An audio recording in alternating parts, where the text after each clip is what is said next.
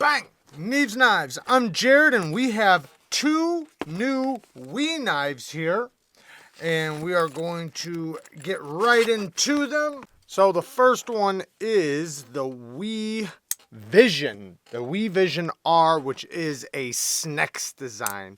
And if you know anything about SNEX designs, he makes very, very innovative, brilliant designs. That are just masterpieces and just extremely, extremely well done, but they are very expensive. And now this one is no exception. It's very unique, except for it's done by Wii, and it's the SNEX design. Premium materials, 20 CV blade steel. We'll talk a little bit more about that later on after we check out the next one, because I do want to talk a little bit about the 20 CV. Titanium scales, and then we have this locking system that's SNEX designed. It's very similar to the Shark Lock. And what it is there's a spring down here. I can actually pull it out and show you guys. So you see the spring down there at the bottom. So that goes up behind the stop pin, and then as it opens up, the spring pushes it up in between the tang and the stop pin. And that is an incredibly strong locking system. I know just looking at it, you wouldn't think so, but it actually is, because in order to fail this knife, the steel would have to break this steel right here through the stop pin. So very innovative locking system, brilliant design, fidgety. I mean, it's just incredibly fidgety. Very easy to reverse flick, and then you can also use the locking system as a deployment method. You just kind of pull down and, flip your wrist a little bit. The thumb flick, not the best because the hole is a little tight for that. You can slow roll it, but the reverse flick is very easy. Now the clip, it's similar to the clip you'd see on a Graham Razel. Now this does come in 5 different color options, and it is incredibly lightweight, very, very light. The ergos, it's very neutral, so it's super lightweight, and since the ergos are so neutral, it's going to pretty much be comfortable in just about any hand. And these little things right here don't really bother, at least me, too much. I haven't used it yet. Obviously, I've only unboxed it. But for regular, everyday cutting tasks, it would be just fine. Maybe not for like really bearing down, through really dense stuff. It might not be the most comfortable, but you could get by with it for sure. Very cool, very innovative, brilliant design, and yeah, just very, very cool. Nice premium materials, ceramic caged bearings, very fidgety. Now, it doesn't have the strongest detent because it's not on a detent. It's using this bar system. So if I take that out, it's just flopping there. So it does use this bar to push out of the way, which is innovative in itself because it's using the spring tension to create the detent. Also, what's cool about this clip is no matter if you're left-handed or right-handed, if you want to put it in your left pocket or your right pocket, it's going to work the exact same. So it's perfect. It's ambidextrous without having to do anything. So that is really, really cool.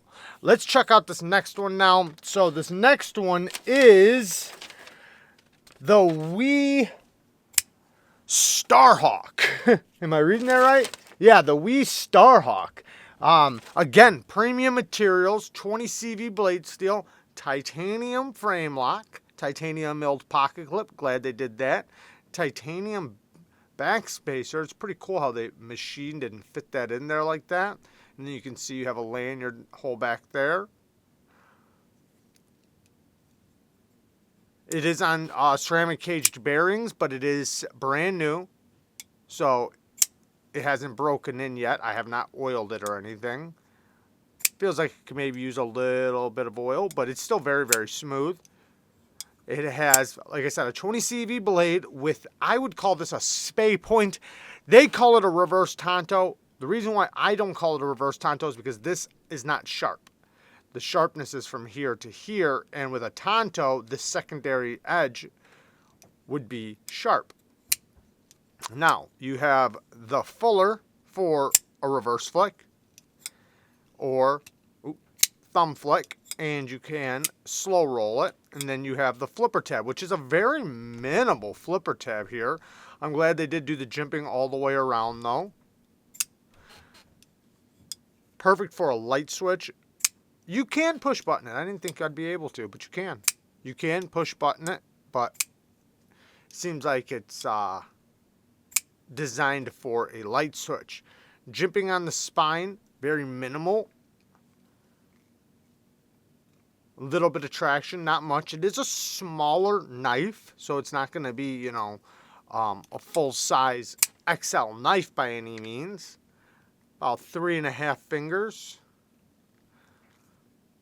The grind, slightly on the robust side. I'm going to measure the thickness behind the edge really quick, and then we'll talk about the price and everything.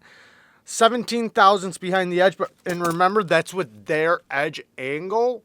Now, with, you know, if I laid back the edge angle to a low angle, you know, it'd probably be around 19, 20 thousandths behind the edge. Very clicky detent, nice and centered. They have that track down the center of the back spacer, so it better be centered because otherwise you will see it very obviously. Bead blasted finish. Access to the lock bar. They did cut it back a little bit right here. It's not bad. Yeah, it's not bad at all. Detent, nice and early, so it's easy to get past. Very cool. The price on this one is around $245, and there's 5 different options of this one too. So different colorways. Now there's a Damasteel one that's going to be even more money, but this is pretty cool. I do like, if you really look, you can see this thing has the machine lines around the spine. They look really cool. Titanium hardware. I believe it's titanium hardware. Beautiful sharpening choil. The plunge grind goes to about right there. They could give you a little bit better distance from the edge, but it's fine. Robust tip. This is going to be really good for, you know, opening things up and like going around things without having to worry about puncturing it. But then also when you want to puncture something, you know, you can use this tip as, you know, for utility cutting and for slicing and breaking things down. Clip is very minimal, but you can go over the top of it for push cuts if you need to. The fuller is, oh, you know, it actually has a pretty sharp edge on it, so that is cool. I'm glad they did that because I don't like it when they make them so round that they're very difficult to use. This one actually has a good edge to it. That's why I'm able to do a thumb flick. Regular stop pin, lockup, rock solid, and it pulls. Ooh, man, that sounds good. Very cool. Steel lock bar insert and over travel stop, so you're not going to unspring the lock. Now, the 20CV on both models now. Let's bring up the other one. So, first off, I've sharpened and tested a lot of WE knives 20CV, and it's never bad. All right, it seems that they always, at the very least, do a good heat treat on it. Now, that's aside from the HRC. I do think that they should raise the HRC a little bit. We're on their listings from them. They have 2 different numbers. Sometimes it's 59 to 60, and sometimes it's 59 to 61. It seems that the coated blades are 58 to 60, and the non-coated blades are 59 to 61.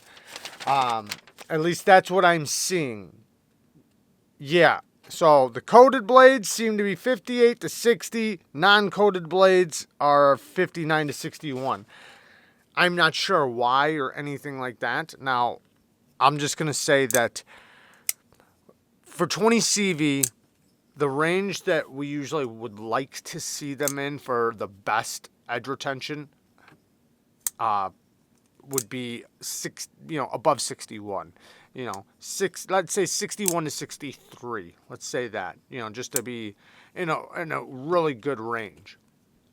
So, And I'm not saying that they're doing a bad heat treat, 'cause like I said, man, I've never had no issues with it. It's always felt really good on the stone. It's always sharpened up really good. I've always gotten good edge retention from it, but the edge retention could be better and even longer lasting if the HRC was just up a little bit. I mean, a little bit.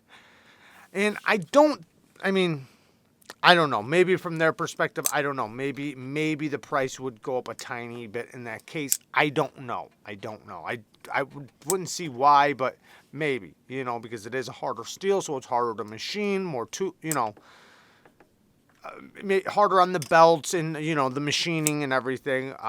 That could be a reason. I'm not, sure. I haven't spoken with them about it, but it would be cool to see them run it in a range that is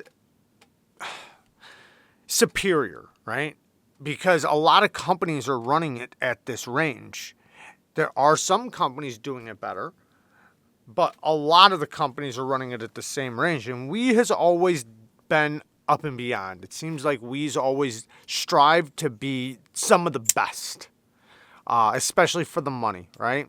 They've always done incredible work, and I feel like they do take a little bit of pride in that, giving the people what they want, and I think that that's a way to do it. I really truly think that if they upped their HRC on their 20 CVM 390 by a little bit, it would go really far in what people think, not only about them, but about their steels. And you guys know what I'm saying. I don't think I need to keep going into it, but looks like I popped my spring out. But anyways, there you guys go. Quick look at these. I think these are amazing knives. Like I said, I always liked WE knives. WE knives are great knives. This one's more my style. I think this is very cool, very innovative. Sneck's design I've always really liked Sneck's designs. I think he does such innovative and just, because it seems like his work is just